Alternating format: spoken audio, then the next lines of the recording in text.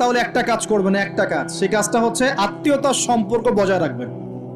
কি করবেন?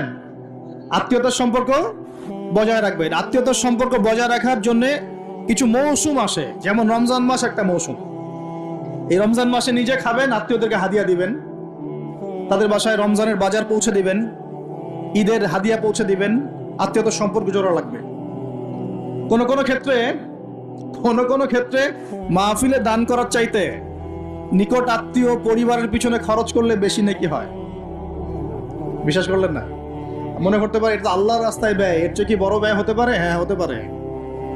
সবচেয়ে উত্তম ব্যয় হচ্ছে আপনার পরিবারের পিছনে ব্যয়।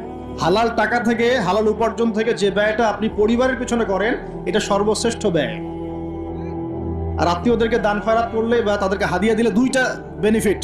একটা হলো দানের তো নেকি পাবেনই আপনি, আবার আত্মীয়তার সম্পর্ক রক্ষার নেকি পাবেন।